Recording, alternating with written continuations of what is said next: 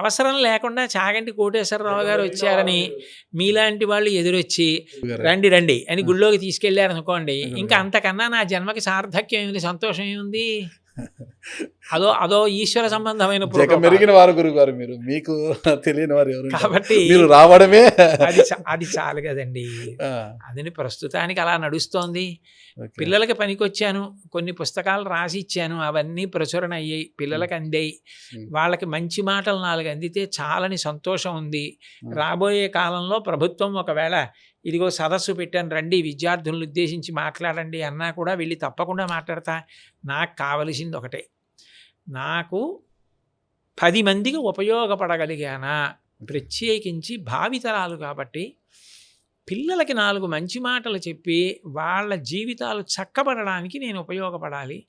ఆధ్యాత్మిక ప్రవచనం అన్నది ఒక వయసు వచ్చిన వాళ్ళ మీద ఎక్కువ ప్రభావం చూపిస్తుంది. పిల్లలకి ముఖాముఖి తిన్నగా మాట్లాడడం పిల్లల జీవితాలకు పనికొస్తుంది. ఆ కోణంలో వాళ్ళకి నేను ఉపయోగపడగలిగాను అనుకోండి, నాకు ఇంకా అంతకన్నా సంతోషం సంతృప్తి ఉంటాయి. అందుకు చేస్తున్నది అది. సార్, నైతిక విలువల గురించి మీరు చెప్పారు కదా, నైతిక విలువలను పెంపొందించడానికి మీరు ప్రభుత్వ సలహాదారుగా ఉన్నారు యువకులు విద్యార్థుల్లో. అంటే నైతిక విలువలు అనేది ఎక్కడ నేర్చుకోవాలి? బడిలోనా, బడి బయటనా గురుగారు నైతిక విలువల గురించి? నైతిక విలువలు అనేటటువంటివి నేర్చుకోవడానికి ప్రధాన ప్రాంగణం పాఠశాల, అందులో అనుమానం లేదు. ఓకే. కానీ ఇంటి దగ్గర నుంచి నైతిక విలువల కొరకు వాతావరణం ప్రతి చోట అట్లా ఉండవలసిందేనండి. అందులో ఇప్పుడు నేను ఇలా నడిచి వెడుతున్నాను అనుకోండి, ఓ పెద్ద గులాబీ పువ్వు అక్కడ అడ్డంగా ఉందనుకోండి, నేను దాన్ని దాటి వెళ్ళిపోను. నేను ఆ గులాబీ పువ్వుని తీసేసి కాస్త ఓ చాటుగా ఎవరు తొక్కని చోట పెట్టి వెళ్ళిపోతాను. నేను తొక్కకపోవడమే కాదు, ఎవరూ తొక్కకూడదు. అంత మృదువైనది, అంత లాలిత్యమైనది. ఆ పువ్వు ఎందుకనో ఎవరి దగ్గర నుంచో కింద పడింది, అది అలా భద్రంగా ఉండాలి తప్ప అది తొక్కబడకూడదని పక్కన పెట్టేస్తాను. పిల్లలు కూడా అంతే. వాళ్ళు కనపడినప్పుడు పెద్దవాళ్ళు మాట్లాడుకునేటప్పుడు సంయమనం ఉండాలి. పిల్లల దగ్గర మనం అలా మాట్లాడకూడదు. బయట సమాజంలో వాతావరణం అలా ఉండాలి. ఏది చేస్తున్నా ఇది పిల్లల కంటపడితే, పిల్లలు పాడైతే దేశ భవిష్యత్తు పాడవట్లా, కుటుంబాలు పాడైపోవట్లా. కాబట్టి నాకు అందులో ఏ విధమైనటువంటి బాధ్యత లేదని నేను ఎలా తప్పించుకోగలను? కాబట్టి ఇది పిల్లల కంటపడితే, ఇది పిల్లలు చదివితే, ఇది పిల్లలు వింటే అని ప్రతి వాళ్ళు పిల్లలకి మంచి విషయం అందేటట్టుగా చూసామనుకోండి, వాళ్ళకి మంచి విషయాలే అందుతాయి. కాబట్టి అది ఒక చోటే అందేది కాదండి, నిజానికి అన్ని చోట్ల అందాలి. బడిలో ఉండే అంటే పుస్తకాలలో ఉన్న పాఠ్యాంశాలతో నైతిక విలువలు పెంపొందిస్తాయి గురుగారు? ఖచ్చితంగా. ఎందుకనంటే మీరు రామాయణం చదివితే అందులో శ్లోకం ఉంటుంది, సర్వే వేదవిధ శూరాః సర్వే లోకహితేరతాః సర్వే జ్ఞానోపసంపన్నాః సర్వే సముదితా గుణైః.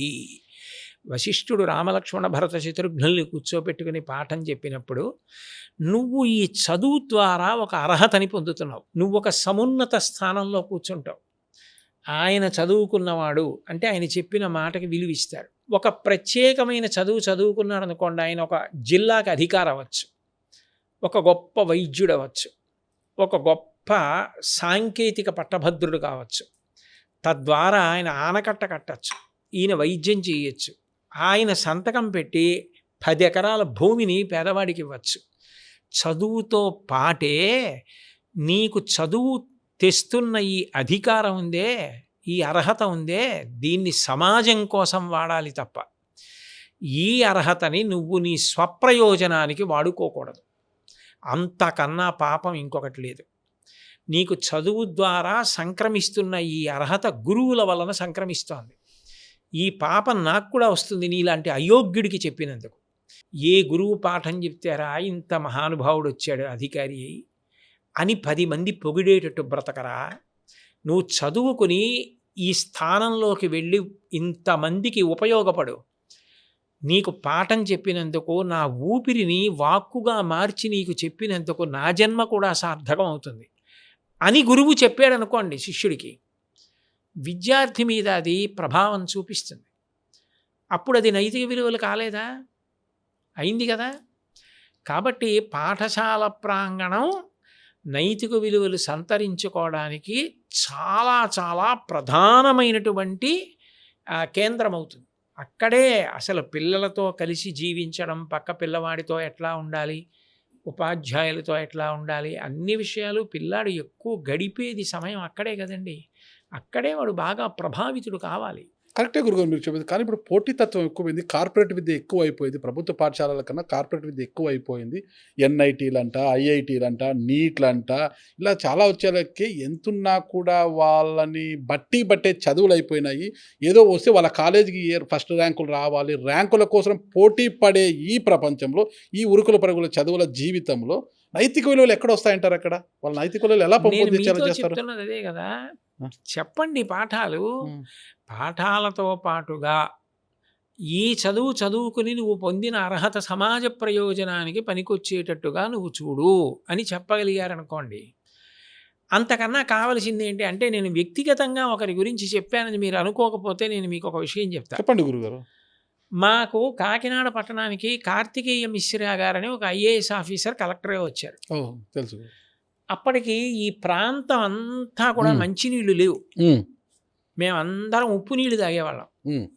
అంటే తప్పనిసరి పరిస్థితి అయితే అవే కాచుకుని వడగట్టుకు తాగడం, లేకపోతే బయట కొనుక్కు తెచ్చుకోవడం ఏదో చేసేవాళ్ళం.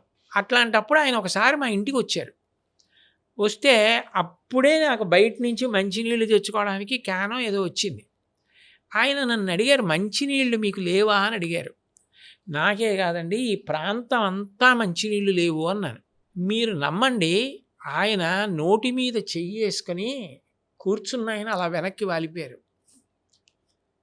నేను పరిపాలిస్తున్నటువంటి కలెక్టర్గా ఉన్న చోట ఈ ప్రాంతంలో ఉన్న ప్రజలు ఎవ్వరికీ మంచినీళ్ళు లేవా? గురువుగారు, ఈ ప్రాంతవాసులందరికీ 10 రోజులలో మంచినీళ్లు దొరికేటట్టు చేస్తాను, లేకపోతే నేను అక్కడ కూర్చుని ఉపయోగం ఏముందండి అన్నారు. నేను అడగలేదు ఆయన్ని. 10వ రోజు అందరికీ పంపులు వచ్చేసాయి. వచ్చేయడం కాదు, ఎవరైనా వేసుకొని వాళ్ళు ఉంటే నీళ్లు పట్టుకోండి అని బయట కూడా ట్యాప్స్ వేశారు ఆయన. అప్పుడు నేను భోగట్టా చేశా, ఈయన ఎక్కడ చదువుకున్నారు? ఆయన హైదరాబాద్ భారతీయ విద్యాభవన్లో చదువుకున్నారని. నేను ఆ తర్వాత అక్కడికి వెళ్ళినప్పుడు అడిగితే, ఇక్కడే పాఠశాలలో చదువుకున్న చదువు సమాజానికి ఎలా వినియోగించుకోవాలో ఇక్కడే చదువుకుని నేర్చుకున్నాడు ఆయనని చెప్పి పొంగిపోయారు వాళ్ళ ఉపాధ్యాయులు. నేను మీకు ప్రత్యక్షంగా ఒక ఉదాహరణ చెప్పాను. ఆయన ఐఐటి చదివారు, ఆయన ఐఏఎస్ చదివారు, ఆయన చాలా వాటిల్లో టాపర్. ఆయన తలుచుకుంటే నిజానికి ప్రభుత్వం ఇచ్చే ఈ జీతం కన్నా ఆయన బయటికి వెళ్ళిపోతే ఆయనకి లక్షల జీతం వస్తుంది. ఆయన ఐఏఎస్ ఆఫీసర్గా ఉండిపోయింది ఎందుకు? నేను 10 మందికి ఉపయోగపడాలి. ఆ భావన ఉందనుకోండి, ఏది చదువుకుంటే మీకు ఇబ్బంది? అది చదువుకున్న వ్యక్తులు ఎంత గొప్పవాళ్ళు కానివ్వండి, అబ్దుల్ కలాం గారు అంత చదువుకున్నారు, అంత గొప్పవారు అయ్యారు, ఏం ఇబ్బంది వచ్చింది? సమాజంలో అందరూ అబ్దుల్ కలాంలు, అందరూ కార్తికేయ మిశ్రా కోరికతోటే నైతిక విలువలు చెప్పడం కరెక్ట్. మీరు చెబుతున్న పాఠశాలల్లో అది నేర్పడం లేదు కదా. ఎందుకు అనుకుంటున్నారు? చెప్తున్నారు, ఖచ్చితంగా చెప్తున్నారు. అది ఒక భావన. అంటే ప్రస్తుత సమాజంలో పబ్ కల్చర్, డ్రగ్స్ కల్చర్ ఎక్కువ అయిపోయింది కదా. అక్కడక్కడక్కడక్కడ దోషాలు ఉండొచ్చు.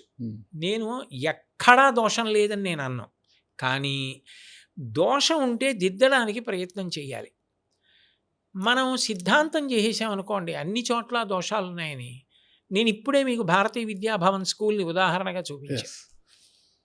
చాలా పాఠశాలల్లో ఇప్పటికీ నైతిక విలువలకి పెద్దపీట వేసేది, అట్లా పాఠం చెప్పేటటువంటి టీచర్లు నాకే వ్యక్తిగతంగా ఎందరో పరిచయం ఉన్నారు. వాళ్ళు పాఠం చెప్తుంటే పాఠంతో పాటుగా నైతిక విలువల్ని కలిపేసి చెప్తారు. అంత అందంగా, అంత బాగా చెప్తారు. వాళ్ళు ఉన్న చోట మరి ప్రభావం ఉండదండి పిల్లల మీద? ఖచ్చితంగా ఉంటుంది. అందుకని అది లేని చోట ఏమిటంటే ఆ స్పృహ కలిగేటట్టు వాళ్ళు కూడా అది పాటించేటట్టు చూసే ప్రయత్నం చెయ్యాలి. దానికోసమే కదా ప్రభుత్వం కూడా ఆరాటపడుతోంది. దానికోసమే కదా సమాజంలో పెద్దలు అందరూ ఆరాటపడుతున్నారు. ఇప్పుడు మీ ఆరాటం కూడా అదే కదా. కాబట్టి మనం అందని చోట అది అందాలని కోరుకుందాం. అంటే ఫస్ట్ ఇంట్లో తల్లిదండ్రులు నైతిక విలువలు పాటిస్తే మన పిల్లలు అలా వారి పిల్లలు వాళ్ళని పెంపొందించుకుంటూ పోయేది. అంటే రవీంద్రనాథ్ ఠాగూరు ఫుల్ టికెట్ కొనుక్కోకుండా హాఫ్ టికెట్ కొనుక్కొచ్చి తండ్రికి డబ్బు ఇచ్చేసి, నాన్నగారు నా వయసు తక్కువ చెప్పాను, హాఫ్ టికెట్ కొనుక్కున్నాను అన్నాడు. తండ్రి గారు లోపలికి వెళ్ళి డబ్బట్టుకొచ్చి, నేను మీకు అబద్ధం చెప్పి ఇలా వచ్చానని పెనాల్టీ కట్టి రైల్వేస్కి రిసీట్ పట్టుకురా అని డబ్బు ఇచ్చాడు. ఆ తర్వాత జీవితంలో రవీంద్రనాథ్ ఠాగూర్ తప్పు చేయలే. ఓకే. ఎవరిది ఆ కీర్తి? దేవేంద్రనాథ్ ఠాగూర్ది. తండ్రి గారు. మరి అలాంటి తల్లిదండ్రులు ఇప్పుడు ఉంటారా గురుగారు? మనకి ఎందుకు చాలా మంది ఉండరు? అరే నా నా కొడుకు దృష్టిలో నా అందరి కొడుకు ఎంత తల్లిదండ్రులు బాగా అలాంటి వాళ్ళే. తక్కువ టికెట్‌తో వచ్చాడు చూడండి, నా కొడుకు ఎంత తెలివితేటలు అనరండి. చూడండి వీడికి అనేవారు కూడా అనరు. ఉన్నారు కదా గురుగారు. ఎందుకనంటే ఆ! అందరికన్నా ముందు పిల్లలు బాగుండాలని కోరుకునే వాళ్ళు తల్లిదండ్రులే. ఓకే. అమాయకత్వం చేత తెలియక ఎక్కడైనా పొరపాటు జరుగుతుందేమో కానీ అలా అంటే వాడికి మరీ ప్రమాదము అంటే అట్లా చెయ్యరు. మీకు నేను ఒక ఉదాహరణ చెప్తా.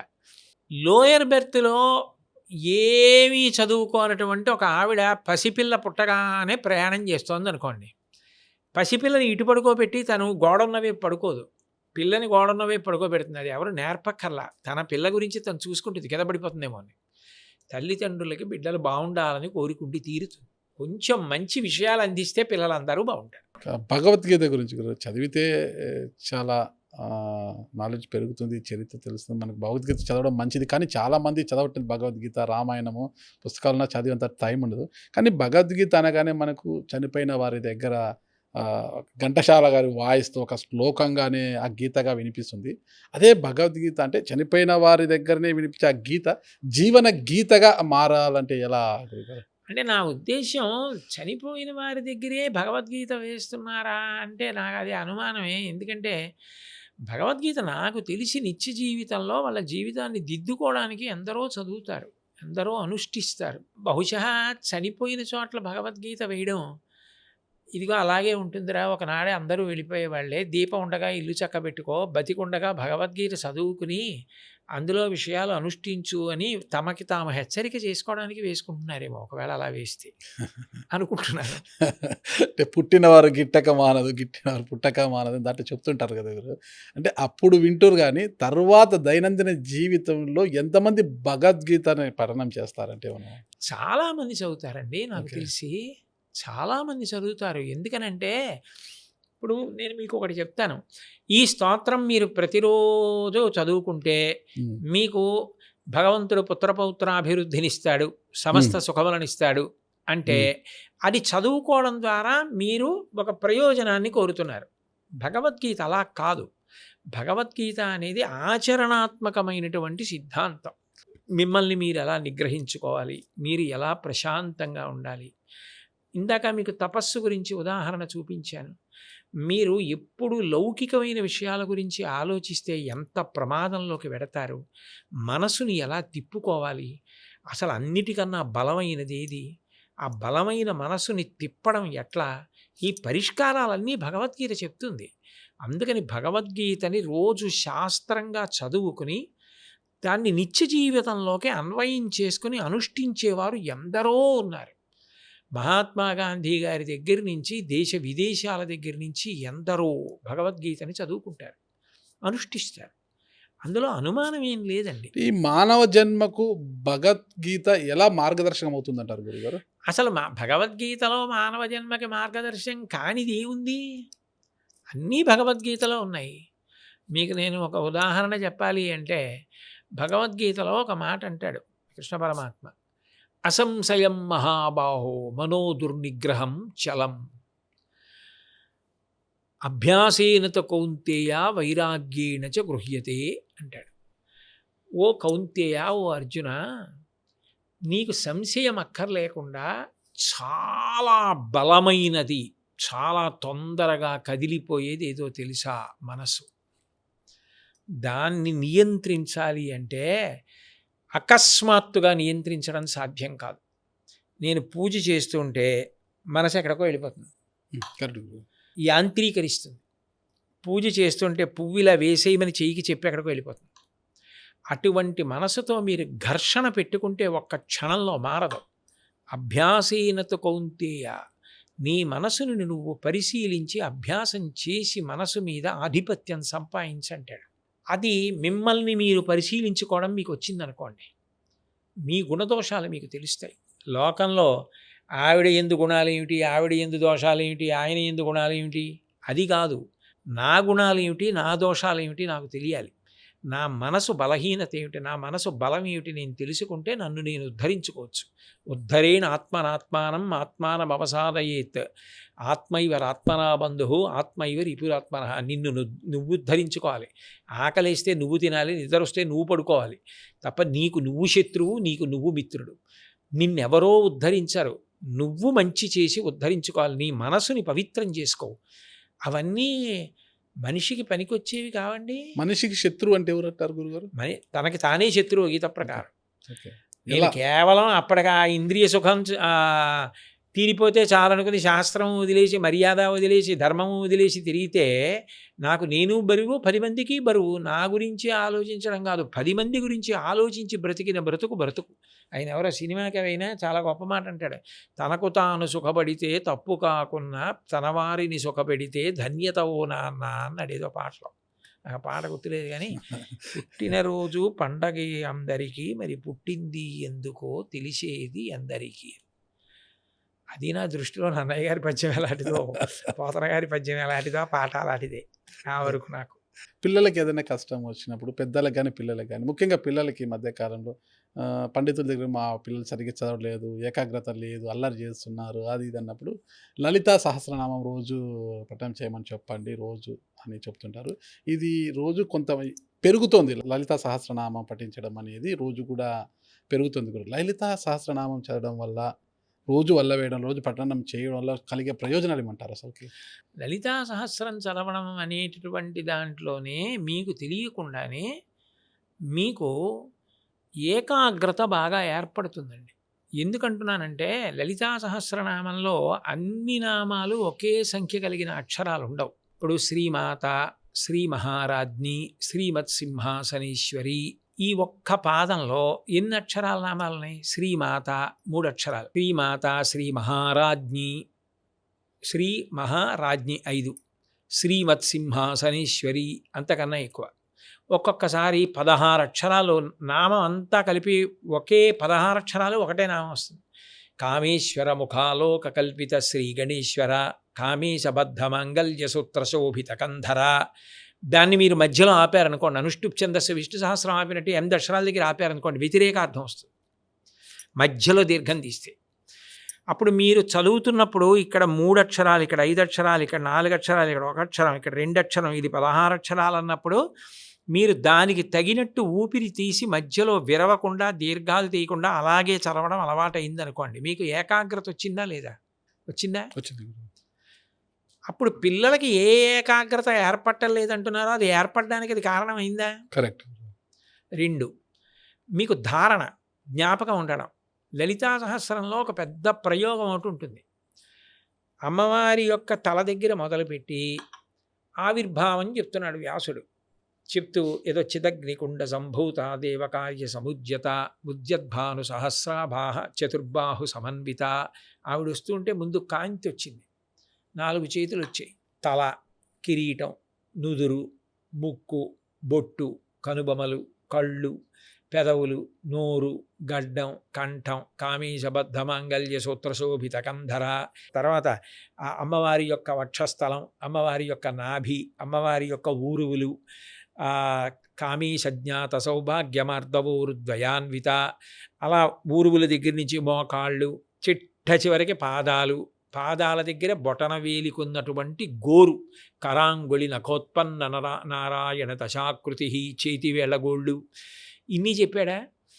అంటే నిజానికి మీరు కొంతకాలం అయిపోయిన తర్వాత మీకు ఆ స్తోత్రం వచ్చిందనుకోండి, మీరు అవి చదువుతూ అమ్మవారిని పైనుంచి కింద వరకు చూసేయచ్చు.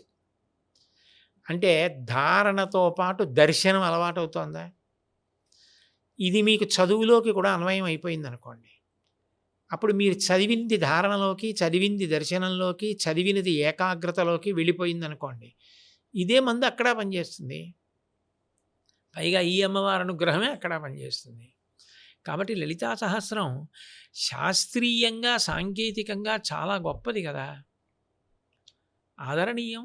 సమాజంలో చాలామందిని గమనిస్తుంటాం గురుగారు. చాలామందికి దైవభక్తి ఎక్కువ ఉంటుంది, దైవ చింతన ఉంటుంది. ఉదయం లేస్తే స్నానం ఆచరించి గుడులకు వెళ్ళి పూజ చేయడము, ఇంట్లో లేదా పూజ చేయడం, ఇదంతా పాటిస్తుంటారు. కానీ వాళ్ళు దైనందిన జీవితంలో నడవడిక మాత్రం మరోలా ఉంటుంది గురువుగారు. అంటే ఇక్కడ దైవ చింతన ఎక్కువగా ఉంటుంది వ్యక్తిగా మాత్రం. కానీ నడవడిక మాత్రం మరోలా ఉంటుందన్నమాట. అంటే ఇలాంటి వారికి ఎంత ఉదయం లేసి ఎంత దైవ చింతనతో ఉన్నా, దేవుణ్ణి ఆరాధించినా కూడా మంచి జరుగుతుందంటారా గురుగారు? అంటే నేను ఇందులో మీకు గంభీరమైన ఒక కోణం చెప్తాను. గురుగారు. ఒక్కొక్కడు చూడండి అసలు భగవద్భక్తి, పాపాలు, పుణ్యాలు, దేవుడు, పక్కవాడిని పట్టించుకోవడం ఏమీ ఉండదు. వాడు చాలా ఐశ్వర్యవంతుడిగా ఉంటాడు. ఒక్కొక్కడు చాలా పవిత్రమైన జీవితంతో ఉండి దరిద్రుడిగా ఉంటాడు.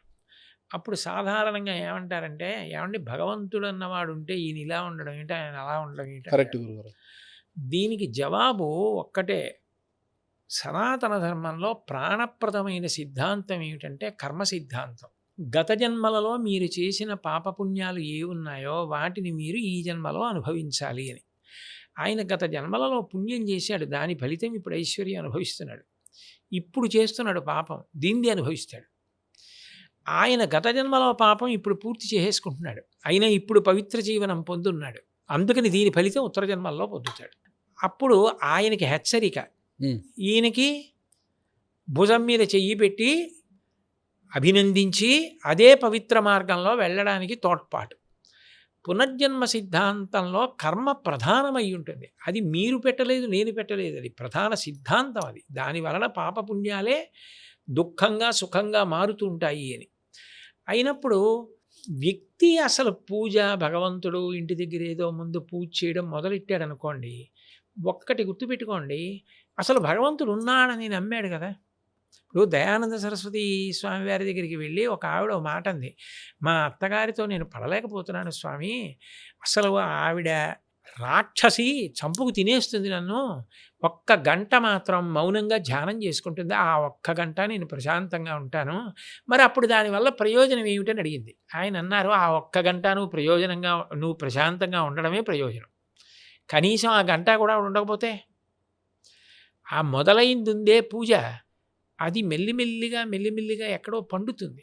వాళ్ళకి నేను ఇంట్లో చేస్తున్నదే కాదు, ఇదే భగవంతుడు అందరి యందు ఉన్నాడు, నేను బయట పాపం చేసి ఇంట్లోకి వెళ్ళి పూజ చేస్తే ఆయన దానికి సంతోషించడు, నేను ఆయన చెప్పినట్టు బ్రతికితే సంతోషిస్తాడు.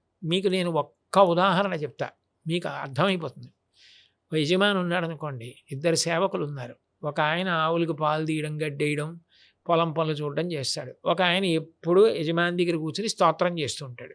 ఓ రోజు సాయంకాలం పని చేసుకునేవాడిని పిలిచి, ఒరే వీడు చూడు నన్ను ఎంత బాగా పొగుడుతున్నాడో, నువ్వు ఏమీ వినవు, కూర్చో నా గొప్పతనం వినన్నాడు. ఆయన అన్నాడు, నాకంత ఖాళీ లేదండి, ఆ ఆవులకి దూడలు వదిలే సమయం పాలు తీయాలి, వాడి దగ్గర గడ్డి తీయాలి, నేను ఇప్పుడు రానన్నాడు. యజమాని తెలివైన వాడైతే ఆయన్ని పనిలోంచి తీసేస్తాడా, ఒరే నువ్వు ఆయనలా ఉండడం నేర్చుకుంటాడా రెండో వాడిని. తను చెప్పినట్టు బ్రతికినవాడు గొప్ప, అంతేగాని కేవలం తన్ని పొగుడుతూ కూర్చున్నవాడు గొప్ప కాదు. భగవంతుడు చెప్పినట్టు బ్రతకడం గొప్ప. 10 మంది కోసం బ్రతకాలి, నలుగురు సుఖపడేటట్టుగా ప్రవర్తించాలి, మనకి ఏదొస్తే అది ఈశ్వరపరం చెయ్యాలి.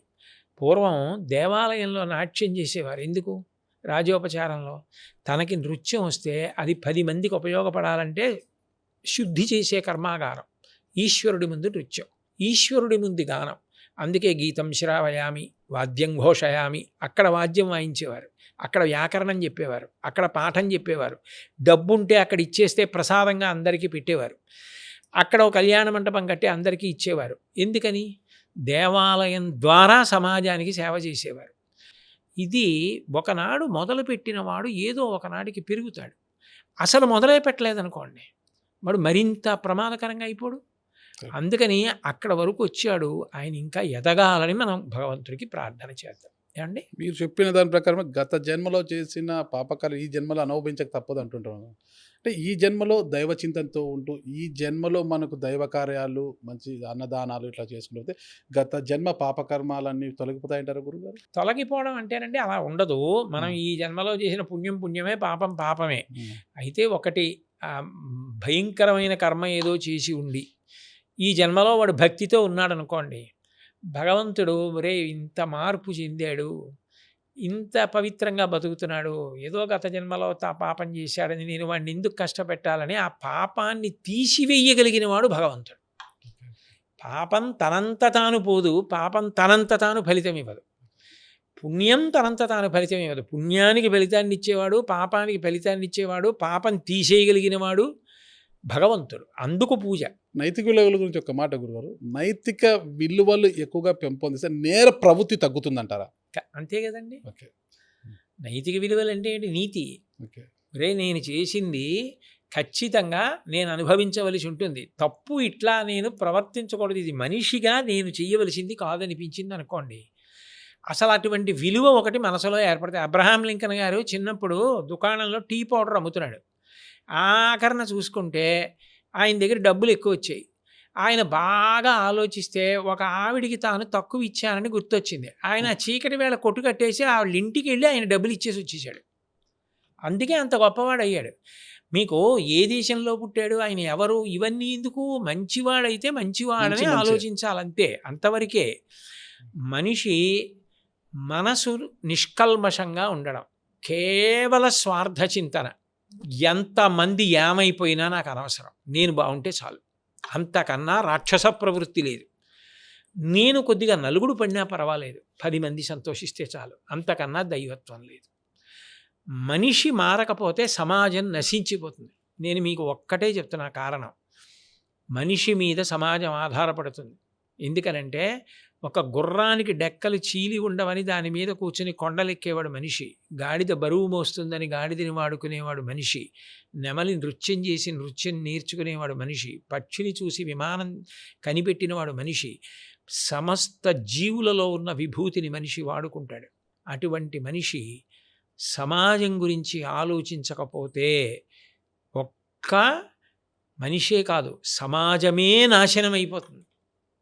ప్లాస్టిక్ కవర్లు విచ్చలవిడిగా పారేస్తే మనిషికే కాదు, అది తిన్న ఆవులు పోతున్నాయి, కుక్కలు పోతున్నాయి, ఆఖరికి చిన్న చిన్న మూతలు బిరడాలు తీయటి పదార్థం ఉంటే తినడానికి ముక్కులోకి పెట్టుకున్నటువంటి పక్షులు మింగి చచ్చిపోతున్నాయి. పర్యావరణం నాశనం అయిపోట్లా, విషమైపోట్లా. 10 మంది గురించి ఆలోచించి మారవలసిన వాడెవరు అంటే మనిషి.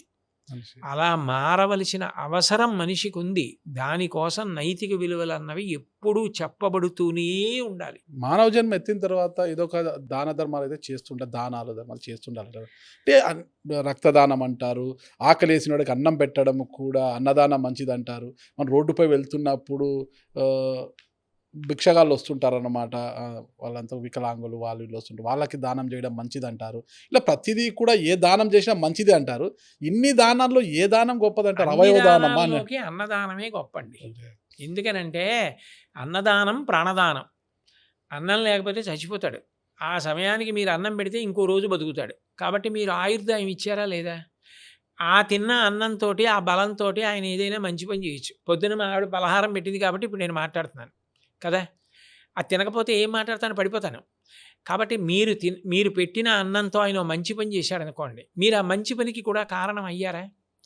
పైగా మీరు లోకంలో ఏ దానం చేయండి, అమ్మయ్య నాకు తృప్తి అండి అన్న మాట అండవు. సువర్ణ దానం చేశారనుకోండి, మీరు 10 టన్నుల బంగారం ఇచ్చేసిన ఇంకొక తులం ఉంటే బాగుండండి అనొచ్చేమో, చెప్పలేము. కానీ అన్నదానం కడుపు నిండిపోయింది అనుకోండి, ఇంకా పెట్టండి అని ఎవడంటాం.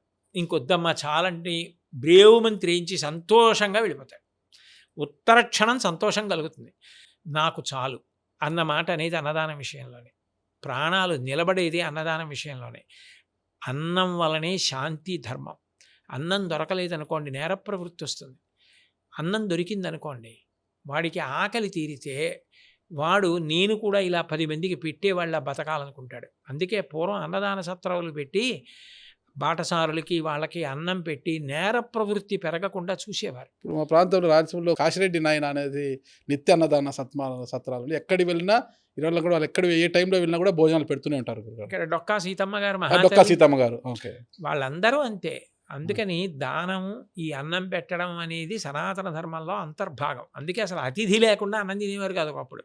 మరి మీరు అంటున్నారు గురుగారు, మనం భోజనం చేసే సమయంలో ఒక భిక్షగాడు వస్తాడు, వచ్చి వాళ్ళు భిక్షం ఎత్తుకోవడానికి వస్తారు. వాళ్ళు పిలిచినప్పుడు మళ్ళా రాపో అని అంటుంటాం కూడా. లేదా మూగజీవాలు ఇంటికాడికి వస్తుంటాయి అన్నమాట.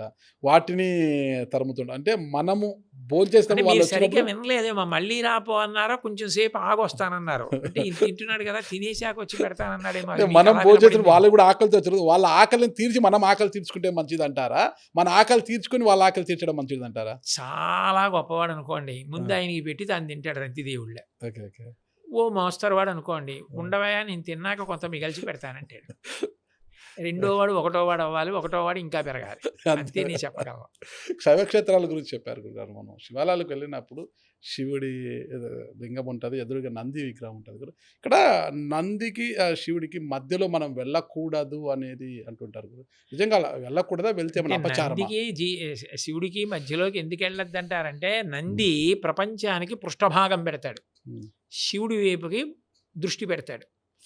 వెనక బాజాలు వాయించండి, ఏం చేయండి, ఆయన వెనక్కి తిరిగి మాత్రం చూడడం. శివుని ఎందే దృష్టి పెట్టి ఉంటాడు.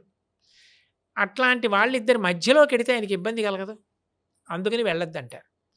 రెండోది, నంది పశువు, అంటే జీవుడికి సంకేతం. పశువు అంటే అందరూ పశువులే. జన్మాన్న రాట చేత కట్టబడిన వాళ్ళందరూ పశువులే, కర్మపాశాల చేత కట్టబడతాం కాబట్టి. మనందరికీ ప్రతినిధి నందీశ్వరుడు. జీవుడు చివరికి పరబ్రహ్మమునందు ఐక్యమై భేదము లేని స్థితిని పొందాలి. అందుకని మధ్యకి వెళ్ళకు, ఆ ప్రస్థానం అలా నడవాలి అని చెప్పడానికి శివలింగానికి నందికి మధ్యకి వెళ్ళకండి అంటారు. ఇప్పుడు అమ్మవార్లకు, గ్రామ దేవతలకు ఈ బలులు ఎక్కువైపోయాయి కదా! జంతు బలి అనేది ఎక్కువైపోయింది కదా! ఇది కరెక్ట్ అంటారు. ఇప్పుడు తీసుకుంటే మనము కామాఖ్య అమ్మవారికి గూడా అక్కడ దున్నపోతులను బలి ఇస్తుంటారు. మద్యం, మాంసం పెట్టి నైవేద్యం పెడతారంట అక్కడ. అవన్నీ కరెక్ట్ అంటారా గురుగారు? నాకు తెలిసినంత వరకు నేను చెప్పేది ఏమిటంటే, అమ్మవారు అనేటటువంటిది కరుణామూర్తి, భగవంతుడు కరుణాసముద్రుడు. ఆవిడికి మనం ప్రేమతో ఏది ఇచ్చినా ఆవిడ సంతోషిస్తుంది. ఇట్లాగే చెయ్యాలి, ఇట్లాగే చెయ్యండి అని నిబంధన ఏమి ఉండదు. కాబట్టి మనం సాధ్యమైనంత వరకు అట్లాంటి వాటి జోలికి వెళ్ళకుండా ఉండడం, అట్లాగే ఇతరుల్ని కూడా మంచి మార్గం వైపు మళ్ళించడానికి ప్రయత్నించడమే మంచి విషయం.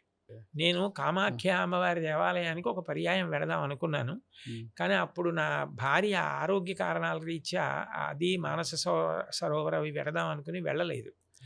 ఆ తర్వాత నేను మళ్ళీ వెళ్ళడం నాకు కుదరలేదు. అందుకని నాకు అక్కడ జరిగే ఆచారకాండ గురించి నాకు అంత బాగా తెలీదు. తాను చూడనిది తాను ప్రస్ఫుటంగా తెలుసుకోని దాని గురించి తెలిసున్న వాళ్ళ మాట్లాడడం అన్యాయం. నేను ఆ అన్యాయం చేయలేను. అందుకని వదిలేయండి. కాలాతీతమైంది గురుగారు. ఫైనల్‌గా ఒక చిన్న ఇది అష్టాదశ శక్తిపీఠాల గురించి ఒక్కసారి అది వివరిస్తారా? చిన్నదేమిటండి. అక్వరి గురుగారు. ఎన్ని శ్రీలంకలో కూడా శక్తిపీఠాలున్నా ఒకటి గుర్తుపెట్టుకోండి, అన్నీ శక్తిపీఠాలే. మీరు ఎక్కడికి వెళ్ళినా ఆ! ఎన్ని చూశామన్న దానికన్నా ఎంత భక్తిగా వెళ్ళి ఎక్కడ అమ్మవారిని ప్రార్థన చేసినా అదే అనుగ్రహం. ఈ మాట నేను చెప్పట్లేదు. సకృన్నత్వా నత్వా కథమివ సతాం సన్నిధదతే మధుక్షీరద్రాక్ష మధురి మధురీణాహ పణితయః అంటారు శంకరాచార్యులు వారు. మనం నిత్య జీవితంలో సాధ్యమైనంత వరకు తప్పులు చేయడాన్ని తగ్గించుకుంటూ, 10 మంది గురించి బ్రతకడం అలవాటు చేసుకుంటూ, మంచి మనసుతో మనం బ్రతికిన నాడు మీరు ఎక్కడికి వెళ్ళి ఒక్కసారి నమస్కరించినా సకృన్నత్వా నత్వా ఆవిడ ప్రీతి చెందుతుంది. అయితే ఓపిక ఉంది, ధనం ఉంది, ఆసక్తి ఉంది, ఆయన చేస్తున్నది తప్పేం కాదు, అన్ని చోట్లకి వెళ్ళి అమ్మవారి యొక్క శక్తిపీఠాలన్నీ దర్శనం చేద్దామని వెళ్ళాడనుకోండి, మంచిదే, చాలా సంతోషం, వెళ్ళి రావచ్చు. వెళ్ళొచ్చిన వాళ్ళు గుర్తుపెట్టుకుని పక్క వాళ్ళకి చెప్తే వాళ్ళు కూడా వెళ్ళడానికి మార్గదర్శనం అవుతుంది. సహజీవనాలు ఎక్కువైపోతున్నాయి. ప్రేమ పెళ్ళిలంటే ఎంత స్పీడ్‌గా ప్రేమించి పెళ్లి చేసుకుంటున్నారో, అంత వేగంగానే విడిపోయేవారి సంఖ్య కూడా పెరుగుతోంది ఇప్పుడు ప్రస్తుతం సమాజంలో. వీటి గురించి ఏం చెప్తారు గురుగారు? ఇప్పుడు అనారోగ్యం రాకుండా ముందు వ్యాయామం చేస్తున్నారా? ఆ! రోజు పొద్దున్నే లేచి కాసేపు నడుస్తున్నారా? హ్మ్.